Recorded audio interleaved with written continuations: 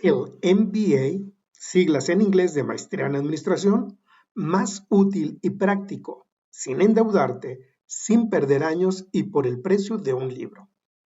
En este episodio voy a resumir MBA Personal de Josh Kaufman, una guía clara para entender lo esencial de los negocios, cómo funciona el mercado, cómo crear valor, cómo vender, cómo administrar dinero y cómo tomar mejores decisiones.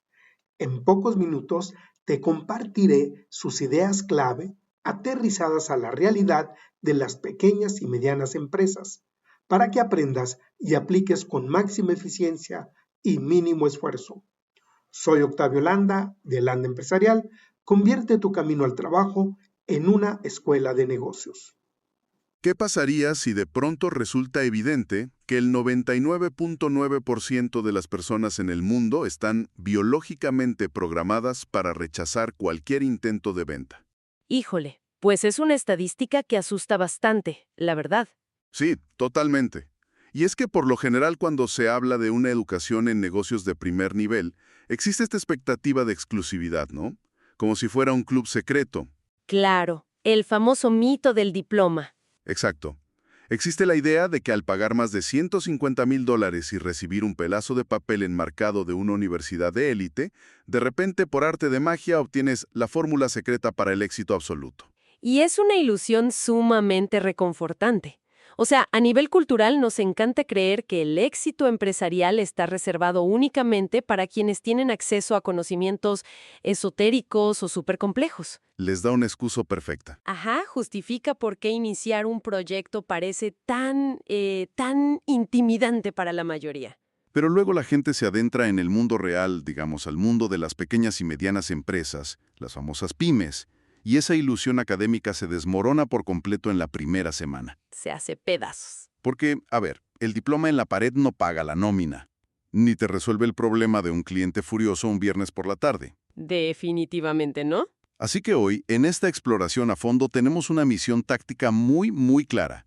Vamos a desmentir ese mito paralizante. Nuestro material de hoy es el libro MBA Personal de Josh Kaufman, y la meta es extraer oro puro de ahí. Me encanta. Queremos tomar esos conceptos de alto nivel y traducirlos en herramientas completamente prácticas, cosas directas y fáciles de implementar hoy mismo para quienes están en la línea de fuego dirigiendo un negocio. Y creo que el contexto del que surge este libro es fundamental para entender su valor. Porque el autor, él no construyó este conocimiento desde una torre de marfil teórica. Nada de eso. Lo hizo trabajando en la trinchera corporativa, gestionando operaciones complejas y luego, literalmente, devorando cientos de libros sobre negocios para destilar únicamente lo que de verdad funciona. ¿Es un cambio de paradigma brutal? Sí, porque nos dice que los negocios no son ciencia espacial. En su nivel más básico, o sea, son simplemente procesos repetibles que crean y entregan algo de valor, beneficiando a otras personas a un precio justo. A ver, vamos a desempacar esto un poco. Si un negocio es solo un proceso repetible que entrega valor, el motor que enciende ese proceso tiene que ser, por obligación, el mercado. Así es, el mercado manda. Y aquí es donde el libro lanza un golpe de realidad tremendo con la llamada ley de hierro del mercado. Porque se puede tener el producto más innovador y hermoso del universo, pero si nadie está dispuesto a abrir su billetera de manera voluntaria, pues no existe un negocio. Exacto, solo existe un pasatiempo increíblemente caro. Jaja, muy caro. Y esta ley de hierro del mercado establece algo que parece muy obvio, pero que, híjole, miles de emprendedores ignoran todos los días. ¿Qué es exactamente? Que a un mercado que no existe simplemente no le importa qué tan inteligente, apasionado o trabajador sea el equipo fundador. ¡Wow! Es duro escuchar eso. Lo es, pero tiene una base psicológica muy profunda. Toda decisión de compra está enraizada en lo que el texto llama los impulsos humanos centrales. Ok, impulsos biológicos. Exacto. Hablamos de la necesidad biológica de adquirir estatus, de evitar el dolor, ahorrar esfuerzo físico o mental, o conectar con otros seres humanos. Si el servicio que se ofrece no conecta con al menos uno de estos impulsos de forma directa, ni el presupuesto de marketing más grande del mundo salvará a la empresa. Es que la desconexión suele ser letal. O sea, Lanzar un producto sin evaluar el mercado primero es como organizar la boda del siglo. A ver, cuéntame esa analogía. Te gastas una fortuna, ¿no? Contratas el mejor banquete, compras arreglos florales exóticos, traes una orquesta sinfónica, pero se te olvida enviar las invitaciones. Claro. O peor aún, haces la boda un martes a las 9 de la mañana. Simplemente no hay alineación con la realidad de las personas. Por eso me parece absolutamente brillante el concepto de la prueba de sombra, para validar una oferta. Es una joya. La prueba de sombra o shadow testing es quizás la herramienta de mitigación de riesgo más poderosa para una pyme. ¿Cómo funciona en la práctica? Consiste en vender el concepto antes de que el producto final exista a gran escala. La mecánica es fascinante. En lugar de gastar, no sé, 6 meses y los ahorros de toda tu vida desarrollando un software, creas una página web sencilla que describe los beneficios. Ajá. Y pones un botón de comprar. Cuando la persona hace clic, esperando pagar, aparece un mensaje diciendo algo como «Actualmente estamos fuera de inventario» o «Estamos en fase beta. Deja tu correo para estar en la lista de espera». Claro, porque ahí mides el comportamiento real, no la cortesía. Exactamente. O sea, si a alguien le preguntas en la calle si compraría algo, la persona dirá que sí, solo para ser amable y no hacerte sentir mal. Pero hacer clic en comprar, eso ya requiere un compromiso psicológico real. Totalmente. Valida si hay un intercambio de valor genuino antes de invertir capital pesado. Saca a la gente de este estado analítico de «¡Ay, qué buena idea tienes!» y los pone en la posición transaccional de «Ten mi tarjeta de crédito». Es la única retroalimentación que importa. Sí, es la única que tiene peso estadístico real. Pero, a ver, espera, aquí me surge una duda enorme pensando en los grandes genios de la tecnología. ¿Qué pasa con esos emprendedores visionarios que aseguran que el cliente no sabe lo que quiere hasta que se lo muestras? Ah, el clásico argumento de Henry Ford. Ese mero. La idea de que si Ford hubiera preguntado qué querían, le habrían pedido caballos más rápidos en lugar de un automóvil. ¿No contradice eso la idea de probar el mercado antes de innovar? Es una objeción súper común y totalmente válida. Pero ojo, hay que entender la diferencia fundamental entre la solución y el impulso subyacente. Ok, Cierto, la gente puede no saber cómo se ve la solución tecnológica final. O sea, nadie andaba pidiendo un teléfono inteligente con pantalla táctil en el año 2000. cierto. Usábamos teclados físicos. Pero el impulso humano que esa solución satisface, ese ya debe existir y estar activo. El deseo de comunicarse rápido, de impresionar al círculo social o evitar la fatiga mental de buscar información en una biblioteca. Ese dolor ya estaba ahí. Entonces, la clave no es ser adivino. Para nada. Para quienes dirigen una pyme, el secreto no es jugar a la bola de cristal, sino observar el comportamiento de compra en el presente. Ver en qué gasta su energía y su dinero la gente hoy y resolver esa fricción específica. Me queda clarísimo. El dolor ya existe, tú solo ofreces una mejor medicina. Y bueno, eso nos conecta con un reto inmenso. Digamos que ya validaste el mercado con tu prueba de sombra. Sabes que la sed existe. Ajá. Táctica brutal del principio. Casi el 100% de la humanidad prefiere mantener su dinero a salvo en sus bolsillos. Nadie se despierta pensando a quién le va a regalar su quincena. No, es un instinto puro de conservación financiera. Y ante esa realidad, intentar complacer a todo el mundo es la receta para la bancarrota. Exacto. Por eso el autor enfatiza de manera casi obsesiva el enfocarse única y exclusivamente en el comprador probable. Es un tema de física y eficiencia, la verdad. A ver, explícame eso de la física. Pues, en un mundo lleno de ruido, una pequeña empresa tiene un megáfono muy, muy chiquito.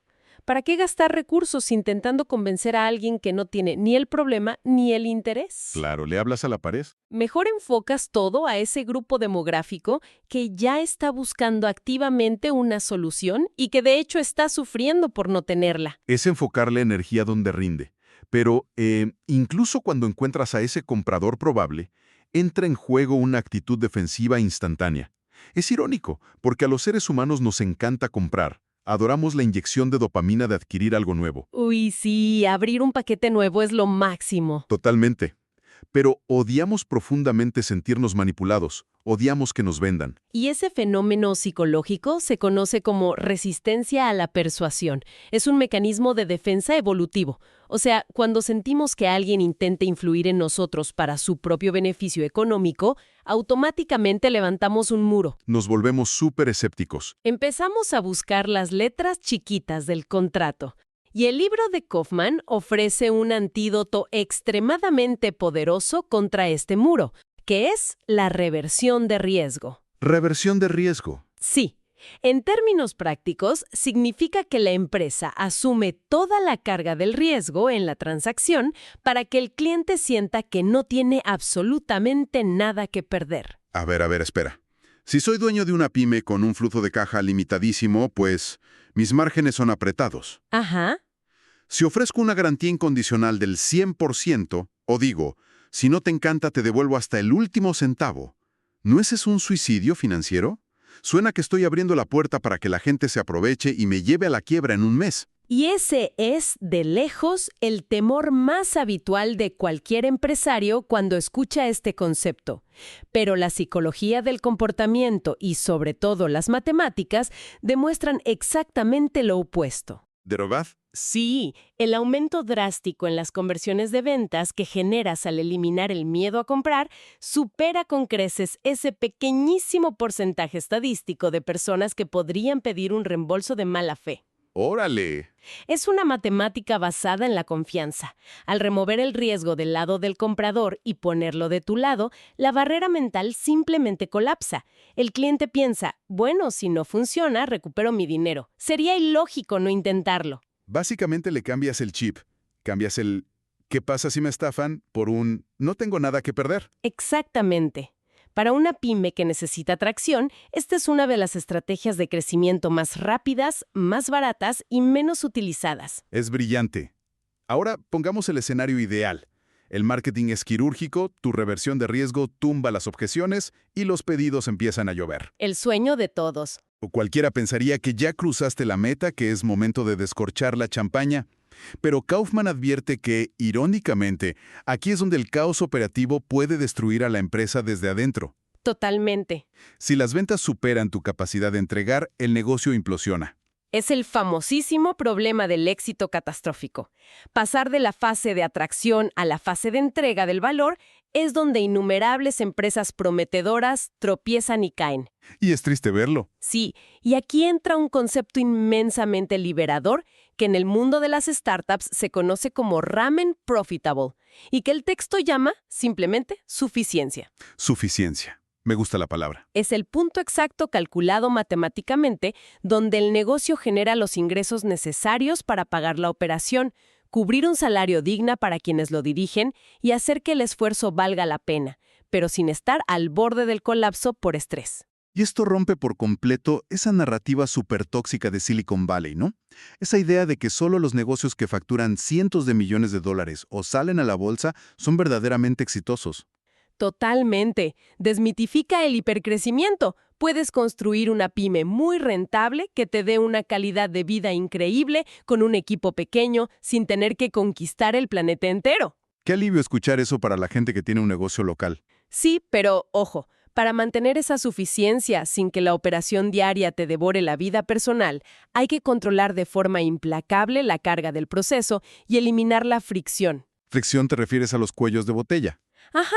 Cualquier obstáculo, reproceso, retraso o confusión interna que impide que el producto llegue al cliente de forma fluida.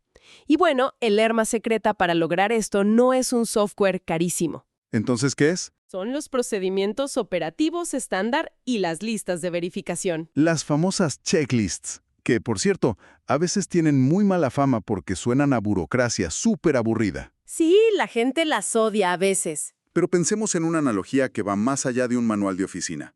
Pensemos en la aviación comercial. Un piloto con 20.000 horas de vuelo, que podría aterrizar el avión con los ojos cerrados, jamás despega sin revisar su checklist paso a paso. Nunca. ¿Y por qué? Porque la memoria humana es falible bajo estrés. Documentar un proceso paso a paso no es de novato sin experiencia, es la marca definitiva de un profesional que no deja el éxito a la suerte. Me parece una analogía perfecta. Porque lo que hace la lista de verificación en la aviación es liberar espacio mental, aterrizándolo en los negocios. Sistematizar permite dos cosas vitales, la multiplicación y la duplicación. A ver, danos un ejemplo. Si la calidad de un servicio depende únicamente de la genialidad momentánea o la buena memoria del fundador, el negocio jamás va a crecer más allá de las horas que esa persona tenga disponibles en el día. Es un tope invisible. Sistematizar transfiere el conocimiento del cerebro del dueño a un sistema que cualquiera puede seguir. Permite que quien lidera el proyecto deje de sudar cada detalle y asuma el rol del ingeniero que diseña la máquina desde afuera. Dejar de ser el operador de la palanca y convertirse en el arquitecto de la fábrica. Me cae el 20 perfecto. ¡Exacto! Pero esto es imposible de lograr si la mente del propio arquitecto es un absoluto caos. Y creo que este es el núcleo emocional del libro. El cuello de botella más grande en cualquier pyme casi nunca es el mercado o el capital. No, casi siempre es el propio fundador. Suele ser la propia mente de quien la fundó. La psicología del rendimiento personal es donde realmente se ganan o se pierden las batallas diarias. Y me fascina cómo el autor aborda esto, Sí, es mi parte favorita. porque afirma que esa falta de motivación o esa pereza que a veces sentimos al trabajar no es un defecto de carácter moral, es una característica biológica evolutiva. Y es un alivio enorme entenderlo. La verdad, es lo que se describe como el principio de conservación de energía o el síndrome del cavernícola. El cavernícola interior. Sí, porque durante cientos de miles de años, nuestros cerebros fueron programados con un mandato clarísimo: no gastar calorías a menos que sea absolutamente necesario para sobrevivir, tipo cazar o huir de un león. Claro, no había comida en cada esquina. Así que, cuando te sientas frente a la computadora y sientes una resistencia brutal a redactar un plan financiero complejo, no es que seas inútil o indisciplinado. Es tu cerebro haciendo exactamente su trabajo. Ahorrando batería. Ajá, ahorrando energía mental frente a una tarea abstracta que no representa una recompensa inmediata de supervivencia. ¿Qué peso te quita de encima saber que el cerebro solo está intentando ahorrar batería? Pero evidentemente en los negocios modernos, ceder a esa conservación de energía significa quedarse estancado. Tristemente, sí. Y si a ese instinto de pereza natural le sumamos el veneno de la productividad moderna de hacer 1000 cosas a la vez, llegamos a un concepto aterrador: la penalización por cambio cognitivo. Hoy ese concepto es, sin exagerar, el destructor de negocios más silencioso que existe. La penalización por cambio cognitivo se refiere al alto costo energético que sufre el cerebro cada vez que cambiamos nuestra atención de una tarea a otra completamente distinta. Es como tener una computadora, o sea, con 40 pestañas abiertas en el navegador, 3 documentos de Word y además intentar renderizar un video superpesado en alta definición al mismo tiempo. ¿Qué le pasa a la compu? Pues el ventilador empieza a gritar, la pantalla se congela por varios segundos al cambiar de pestaña y todo el sistema colapsa. El cerebro humano hace exactamente lo mismo: quemó una cantidad absurda de memoria RAM intentando recordar dónde se quedó. Esa metáfora de la memoria RAM es la descripción biológica exacta. Esa fricción mental te agota para el mediodía, aunque sientas que estuviste súper ocupado todo el tiempo. ¿Y no avanzaste nada? A minutos en 30 minutos. Para correos, juntas y eso. Exacto. Y la táctica central para proteger esta estructura es definir las tareas más importantes, lo que en inglés llaman MIT, Most Important Tasks. Pero a ver, pongamos los pies en la tierra de una pyme por un segundo. Porque la teoría de apagar el teléfono y aislarse a pensar suena divina. Pero, ¿cómo se supone que alguien al frente de un negocio pequeño ignore su bandeja de entrada? Es el gran dilema. O sea, si eres el todólogo y te desconectas por 3 horas en tu horario de creador y de repente un cliente principal llama furioso porque no llegó un pedido, o hay un problema con la nómina, no le puedes decir al mundo: lo siento, estoy en mi momento creativo profundo. Te quedas sin negocio. El negocio se viene abajo. Es la barrera de la vida real que todo emprendedor enfrenta. Y la respuesta no es la desconexión total y responsable, sino aplicar la técnica del triaje, un término que viene de la medicina de urgencias. Ah, como en los hospitales. Exactamente. En un hospital no atiendes a los pacientes por orden de llegada, los atiendes según la gravedad de la herida. En los negocios, el triaje implica establecer reglas muy frías y claras sobre qué es realmente una emergencia roja y qué puede esperar. Clasificar los fuegos. El objetivo táctico es delegar o automatizar la atención primaria. Si un asistente o un sistema de respuestas puede aplicar este triaje a los correos de rutina, quien lidera la empresa puede proteger ferozmente sus horas de mayor energía mental matutina. Para evitar quemarse. Exacto, porque la mente y el cuerpo humano requieren ciclos de estrés y recuperación. Estrés y recuperación. Es exactamente cómo funciona el crecimiento muscular en el gimnasio. A ver, ¿cómo? O sea, no levantas pesas sin parar durante 12 horas.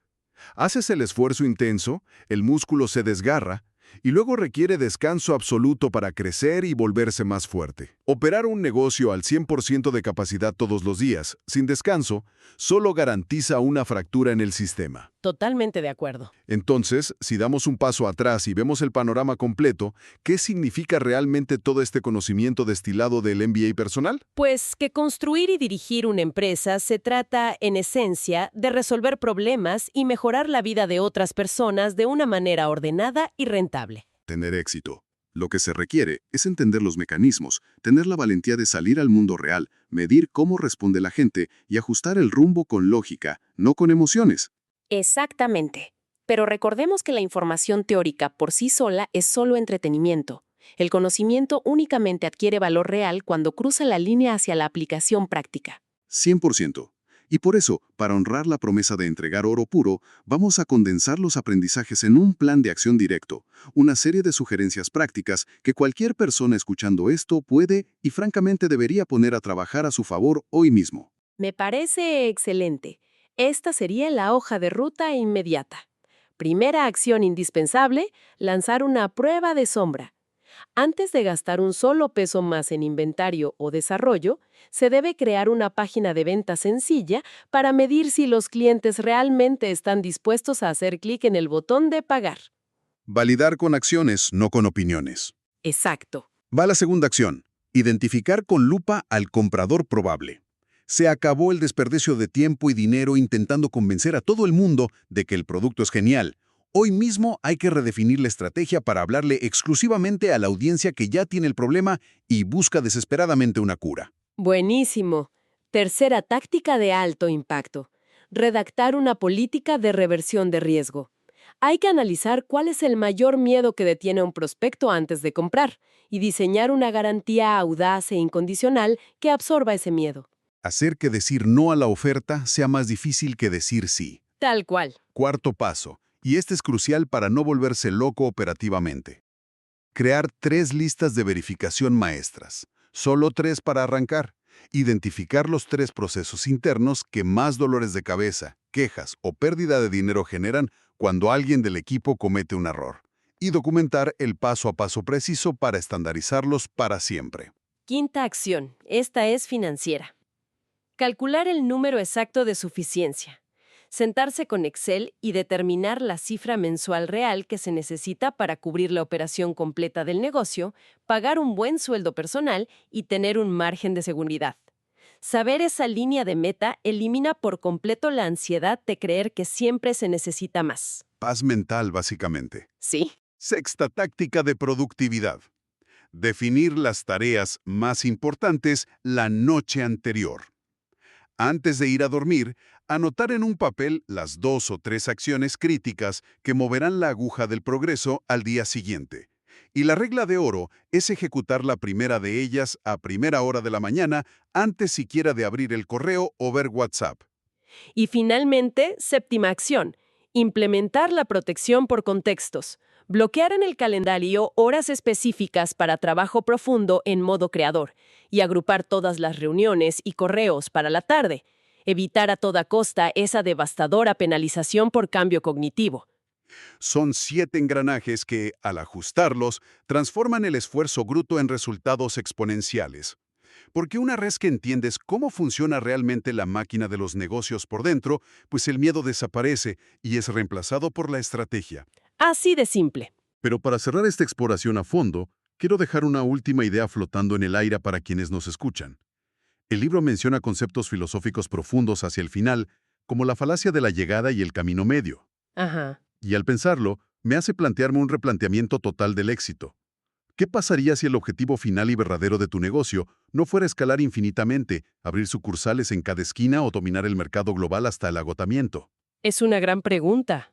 ¿Qué pasaría si el mayor logro de un emprendedor fuera encontrar ese tamaño perfecto, ese camino medio, de suficiencia que brinde una absoluta libertad personal, estabilidad financiera y alegría en el día a día, sin devorar la juventud ni la salud mental de su creador? ¡Qué poderoso! Es un recordatorio profundamente necesario de que la empresa debe ser una herramienta que le sirva a la vida de quien la crea, y nunca, bajo ninguna circunstancia, al revés.